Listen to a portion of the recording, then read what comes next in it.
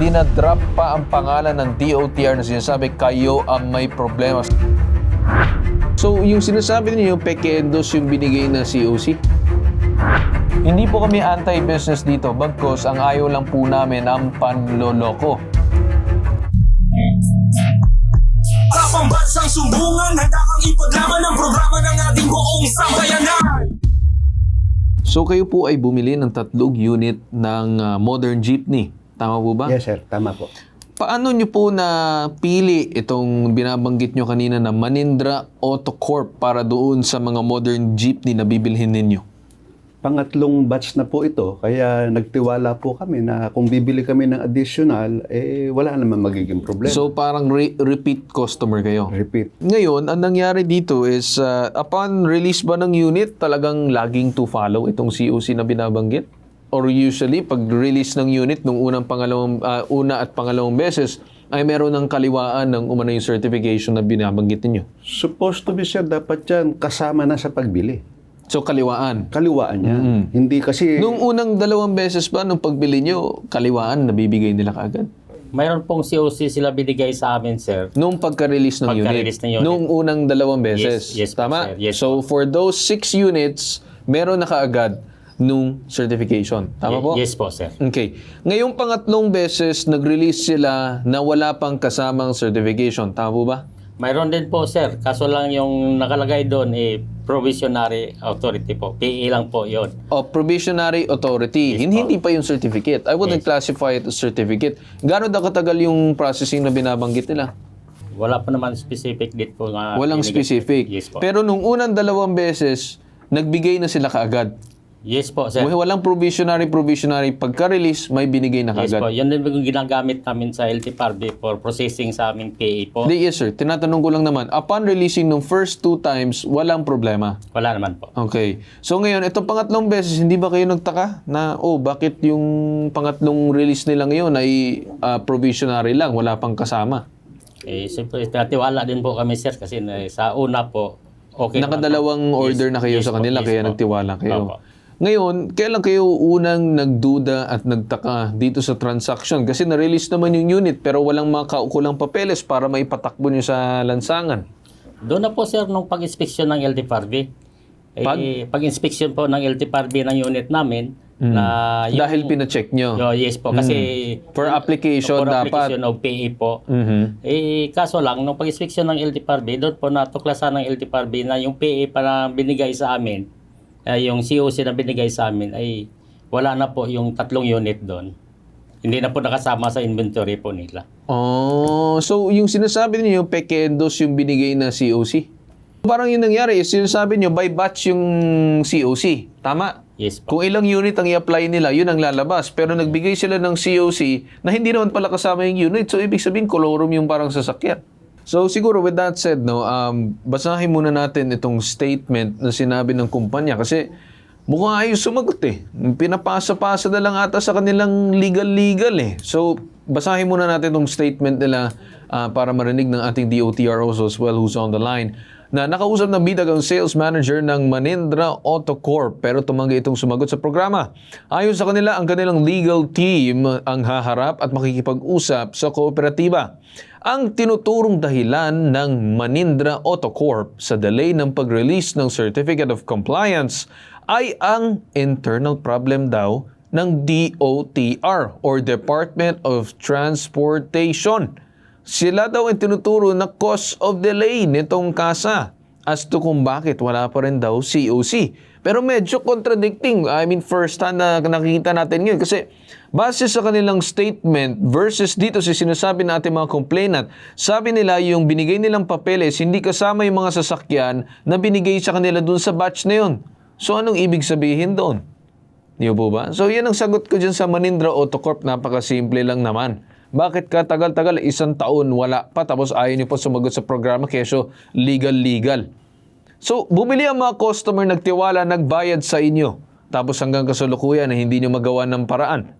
Di po ba, may panloloko doon? Yan ang masasabi ko dyan sa Manindro Auto Corp. Well, with that said, kausapin na natin yun itong representative from DOTR, si ASIC Joscoro Jojo Reyes, Assistant Secretary for Road Transport and Non-Infrastructure, Department of Transportation. Sir, magandang umaga po sa inyo. Magandang umaga po, Sir Carl, sa inyong lahat dyan, pati kay Chairman Ted Gonzales at sa lahat po ng nakikinig, sir. Yung unang binigay sa kanilang Certificate of Compliance, tama po yon. Pero po yung inirelease po nila, hindi po siguro nila binanggit dun sa bumili ng unit na hindi po kasama yon sa binigyan ng Certificate of Compliance ng DOTR. Tapos sir, yung Tornado Class 3 na yan po, na naibenta nila siguro dyan kila Chairman, nagsubmit lang po sila ng dokumento noong March This year. 27. Opo, this year. Ngayon, hindi po kompleto ang kanilang dokumento. Nakumpleto lang po nila, natapos po ang March, natapos po ang April, May 13 lang po na simula nilang nakumpleto ang dokumento. Okay. Ngayon po, meron pong initial na review yan bago po kung makakalusot po doon sa unang preliminary review, isasampa po sa technical working group ng DOTR. Yes. Unfortunately po, Sir Carl, yung pong aking immediate boss, si Undersecretary Ramon Reyes po, ay biglaan pong pumanaw. Kaya po nagkaroon ng konting delay kasi po wala naman pong na-appoint na papalit na Undersecretary for Roads and Non-Infra kay former Secretary Ramon Reyes. At bago lang po yung pagkakadagdag ng kanyang mga responsibilidad sa akin, pero hindi po ako USEC. Sa ngayon po, sa totoo lang, na-process na po namin yung requirement ni Photon at due for signature na sana. Kaya po hindi makapasa yon sa yung kanilang bus at hindi mabigyan ng prangkisa o permit to operate as a transport kasi nga po wala pong certificate of compliance galing po dun sa Photon. Okay. Sir, ano pong masasabi ninyo kasi all this time habang katagal-tagal ng panahon na mahigit 1 taon, ang tinuturo daw na problema ay kayo daw. Ang sinasabi, hindi, yung DOTR yung may delay, yung DOTR yung may problema. Sila ang cause ng delay, hindi kami. Anong masasabi niyo po dyan? Opo, sir, sa totoo lang po, isa po yan sa ground, pwede po namin silang ma-blacklist. Na dun sa ginagawa po nila na yan. Kasi unang-una, kung hindi nila ipinagbigay alam dun sa buyer nila na hindi pa kasama sa nabigyan ng Certificate of Compliance yan. Yes, So sa madaling salita, sa kagustuhan nilang makapagbenta, baka hindi nila sinabi dun sa kila chairman na yung binibili nila chairman, wala pang Certificate of Compliance. Okay. Ngayon naman po sir, kung halimbawa na sasabihin nila na pagbigay nila sa alam sa cooperative po, lumilitaw po yun sir, pribado na nilang pag-uusap yon. Yeah. Pero po kami, gaya po ng records will show, yung katulad po nung binanggit ko sa inyo, Yes. na yung pong kanilang mga submission delay po, kaya hindi po kami ang problema. Okay. Sir, klarong-klaro naman yun no, na on your part, sinabi mo naman kasi May 13 na kompleto. But on that said, sir, ano bang violation na ginawa nitong mismong company in itself first? Nakikita ko. Parang ang nangyayari ay nagpakilala sila na as if kaya nila gampanan na magbigay ng COC na kasama ng unit. Unang-una. Pangalawa, nagbigay sila ng provisionary na hindi kasama yung batch. So, masasabi natin na peke yung mismong dokumento na binigay. Pangatlo, tumanggap sila ng pera doon sa ating mismong mga complainant na hindi pa kompleto yung mismong papeles at alam nila yon.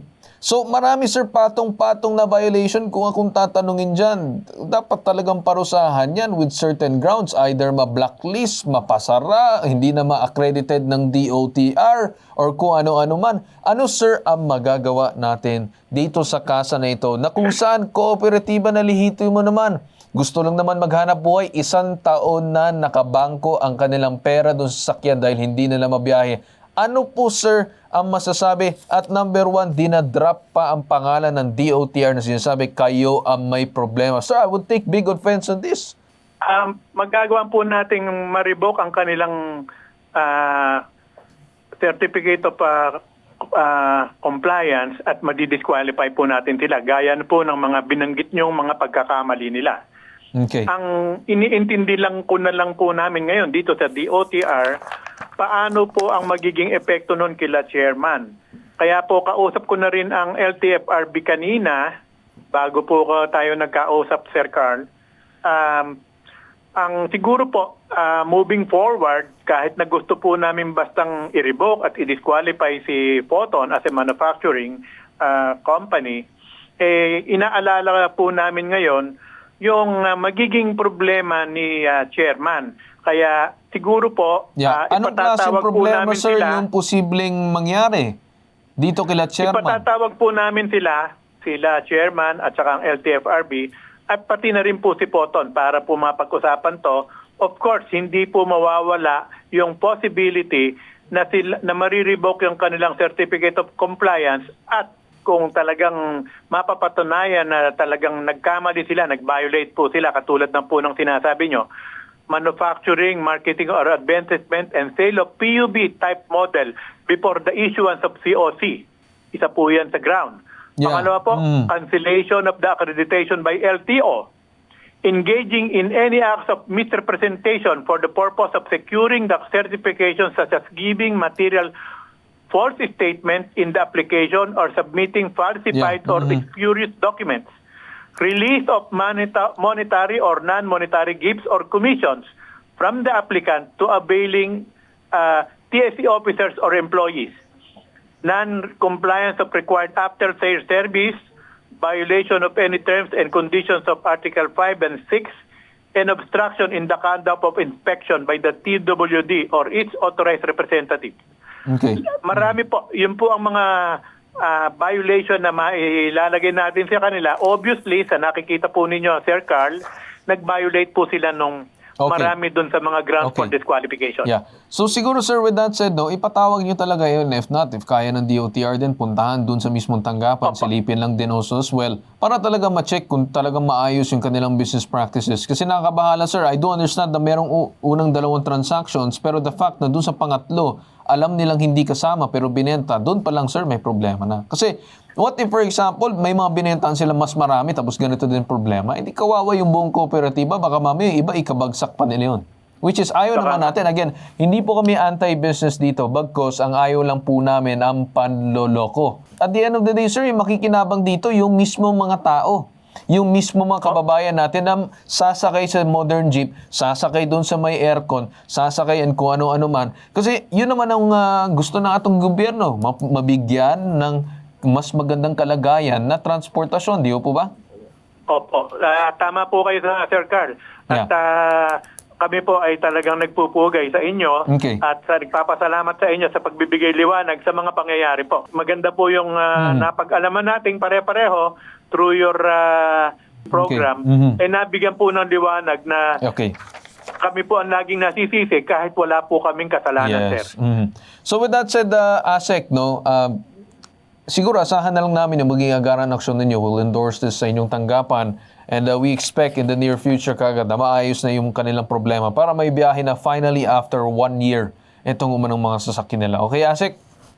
Makakaasa po kayo, Sir Carl, at mabuhay po kayo, sir. Alright, maraming salamat. Papatawag po namin, iimbitahin po namin agad sila chairman, ang Photon at ang LTFRB dito po sa lalong madaling panahon po. Okay. Thank you, sir. Thank you so much. Maraming po salamat, sir, sa pagkakataon. Thank you.